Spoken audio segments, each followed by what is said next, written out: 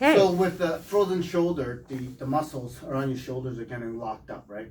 So as I explained, partly why it does that is mostly our nerves. It's just our busyness during the day, training our nerves to engage, and the muscle stiffens up just like when clenching your jaw at night. It's something that you do subconsciously, and over time it gets stiffer and stiffer. It starts to build up a lot of fibrous tissue around it. That ends up causing restriction in your circulation. As I said, in death, when there's no blood flow, your body goes into rigor. So you have a congestion here, and it's reducing the blood flow to that particular area. It can cause those muscles to lock up.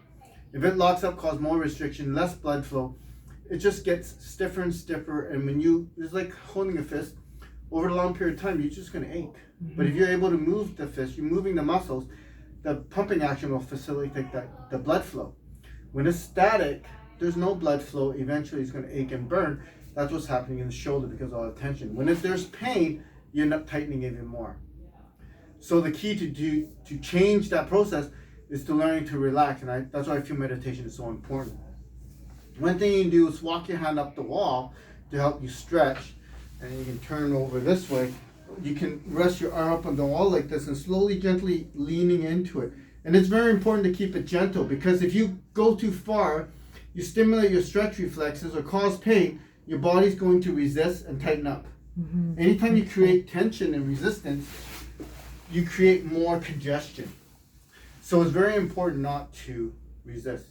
So holding your arms up there, now blood flow is coming down.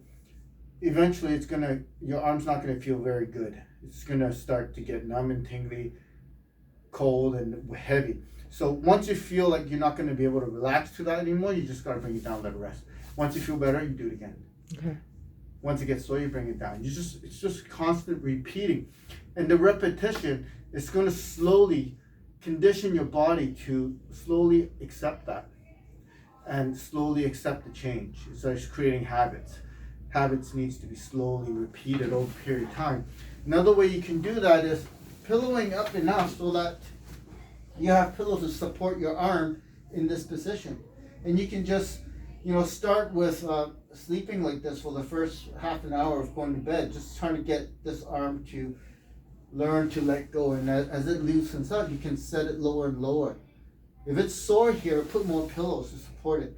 And the pillows is so important because it supports your arm there without causing too much effort in terms of holding it there. You're just resting against the pillows, right? Now something more active, walking through a door frame. Having the door frame around you, put your arms up there, and you slowly crawl your arm up and down to change different angles so you can stretch different aspects of your chest muscles. Open up the front of the shoulder. The shoulder joint is like this arm bone against the shoulder blade. As it moves, it rolls. It also needs to slide. And with the frozen shoulder, it gets stuck at the top. So as it rolls, it reaches the top of the joint and gets jammed up. So we need to think about helping it come down. If you're sitting on a chair, stabilize your arm down and then just gently tilt your body away. And then that'll help traction the arm bone away from the shoulder joint. And you just rest it like this. My shoulder's not frozen, but I use it enough that it gets tired. When I do this, I can feel a lot of tightness in the stretching. And then again, don't do it too hard. Just enough to encourage yourself to relax and let your body slowly melt apart. And it'll feel better for a while, and then it'll stiffen up again because of that habit of being stiff. But you do it enough, your body will slowly accept that change and it'll adopt a new position. But that will take time, how well you can let go and how often you do this to release the tension. Another thing is like stretching my shirt. If I pull on it enough, I'm going to create enough spacing in that between the threads that the knit will completely come loose. If I don't pull it frequently enough, nothing will change. If I pull it too hard, it'll rip. Mm-hmm. What we don't want to do is rip it. So it's a lot of very gentle, very patient, and very repetitive sort of action to get this to release. Now, there's a lot of muscles around the neck too. So tilting one side is great for tractioning it. You can tilt your head forward to stretch more of the back. Oh, yeah. And you can slowly roll your head back to stretch the front. Because right around the entire neck, there's muscles from your shoulder, from the back to the front, that project up to the neck. And all that needs to come loose in order to let this go. As you bring your arm up, you can watch watch in the mirror that your frozen shoulder, you see the whole thing, whole complex climb up like that. You need to think about dropping that shoulder. So as the arm comes up, the shoulder should go down. Okay. Right? So bringing it up, you want to visualize, you see this, the shoulder's climbing up. Now you want to think about bringing it down like this. So it's not just about this up motion. You got to go up and down to create that better shoulder mobility. And then of course stretching back like this.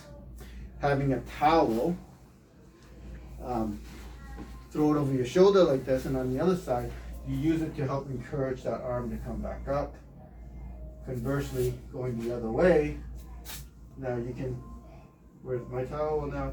You can use this arm to pull that shoulder in the other direction. Okay. Also, just placing it on the countertop like this and slowly lowering your body will help you stretch that front of the capsule. Okay. Okay. And it's just stretching it in as many different positions you can. If it's tight, it needs to be stretched. When it's all complete, you move in all directions like moving an elastic band. You get this nice bouncy end feeling position, and that's going to be a healthy shoulder.